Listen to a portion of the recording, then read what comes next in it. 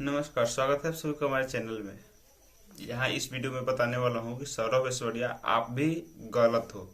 इस वीडियो के लिए जो पिछला वीडियो अक्षरा सिंह के सपोर्ट में बनाया हो, मैं मानता हूँ कि महिलाओं को आदर सम्मान करना चाहिए, रखना चाहिए, लेकिन आप जो ये किए हैं, बताए हैं कि ये है वो है, सब गलत है। अक्षरा सिंह भी गलत है और आप भी इस वीडियो में मैं बता रहा हूँ कि गलत है। इसलिए गलत है कि किसी कोई आदमी आपको बुला रहा है प्रोग्राम करने के लिए, आप डिमांड पे डिमांड किए जा रहे हो कि 5 लाख चाहिए, आने के लिए बाउंसर और गाड़ी भी चाहिए और आ रहे हो अपने ही गाड़ी से, ठीक है।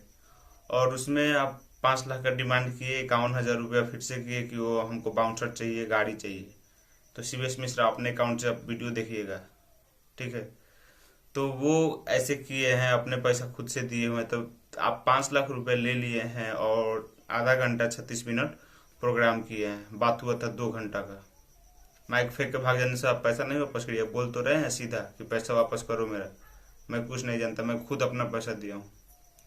तो यही है, ऐसा आप भी अब गलत हो इस वीडियो में और वो भी है, ठीक है। माइक नहीं फेंकना चाहिए। जिससे आप आगे बढ़े हैं उसी को आप ऐसे फेंक देंगे, वैसे फेंक देंगे तो थोड़ी होगा।